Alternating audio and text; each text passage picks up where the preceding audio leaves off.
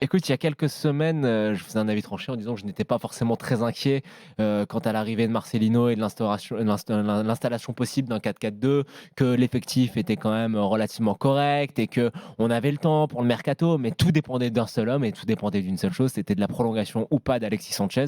Là, malheureusement, en ayant regardé la conférence de presse de présentation de Marcelino avec Longoria et Ribalta, j'ai bien l'impression que ça sent bien le roussi cette affaire et que de toute manière, eh ben, va falloir, commencer à envisager la vie sans Alexis, sans, le meilleur joueur, de l'Olympique de Marseille de la saison dernière et pourquoi pas peut-être le meilleur joueur des 15 dernières années de l'OM. Donc là, il y a tout qui change. Effectivement, on est aujourd'hui le 8 juillet, OK?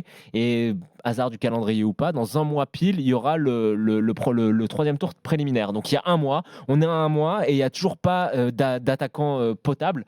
On a effectivement notre ami Vitinha, mais on sait que Vitinha a eu des difficultés et que dans un 4-4-2, il en faudra de toute manière au minimum deux autres. Mmh. Donc là, je pense qu'il va falloir commencer à s'activer un petit peu.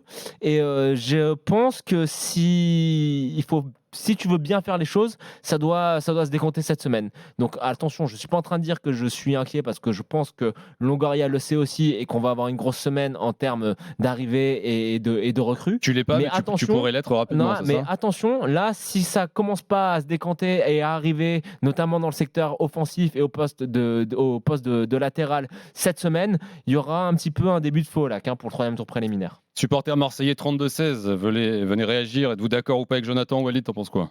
Bien évidemment qu'il faut préconiser pas de la précipitation, mais en tout cas, Accéléré. voilà, mettre un deuxième coup de collier pour le mercato marseillais, parce que ça arrive vite. Contrairement à l'année dernière, on a un barrage, même si bon, j'aime pas dire ça, mais les adversaires du premier barrage, c'est pas extraordinaire non plus, mais Ouais.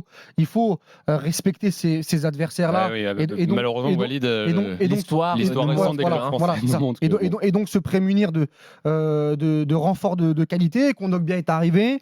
Voilà, on attend la suite. Donc, bien évidemment, que je suis d'accord avec Jonathan, mais moi, je pense que voilà, on va faire confiance à Longoria et Ribalta. Je pense qu'il y a des officialisations qui vont arriver rapidement. mais c'est quand même, je trouve que si vraiment Alexis ne re-signe pas, ça change quand même tout.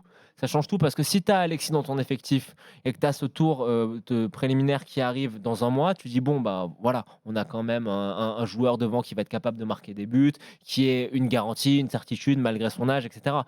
Là, si tu perds ça, c'est plus du tout la même limonade, hein. T'as toute une attaque à reconstruire en fait là. Ah oui, Et on oui, oui, rappelle que oui. là, 8 juillet, Alexis Sanchez est libre, hein. Juste pour Oui, préciser, bien sûr, il son peut contrat se signer où termine il le 30 veut, juin. mais très franchement, vu la tête de Ribalta et de Longoria quand on leur a posé la question en conf, Mmh. j'ai l'impression que c'est un peu foutu cette histoire.